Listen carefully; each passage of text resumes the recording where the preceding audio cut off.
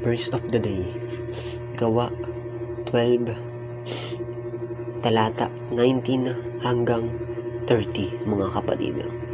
Basahin ko na, pero maganda na basahin niyo yung Bible niyo.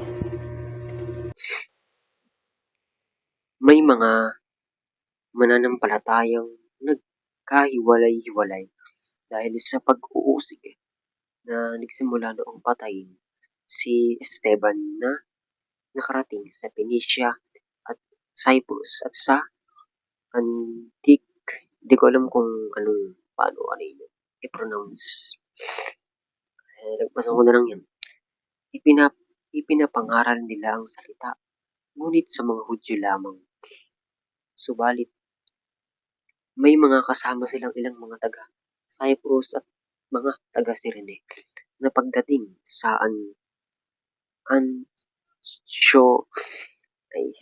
ay ipinangaral din nila sa mga Griego ang magandang balita tungkol sa Panginoong Hesus. Nasa kanila ang kapangyarihan ng Panginoon at maraming naniwala at sumunod sa Panginoong Hesus. 22. Nang mabalitaan ito ng Iglesia sa Jerusalem, sinugo nila sa Antioch si Bernabe. Sinugo nila si Bernabe sa Antioch. Basta, nang dumating siya roon at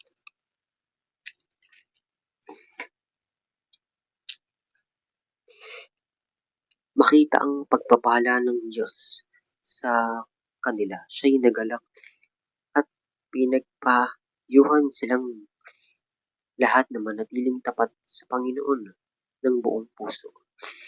24.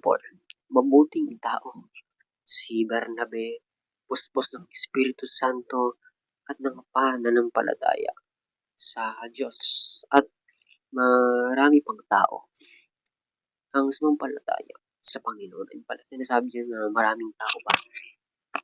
Mas maraming tao pa ang sumampalataya sa Panginoong Hesus. Nagpunta si Bernabe sa Tarso upang hanapin si Saulo. At ng kanyang matagpuan ay sinama niya ito sa Antioquia. Basta, di ko alam kung ano pronounce yan. Yan ang bahala dyan mga kapatid. Di ko alam kung paano i-pronounce.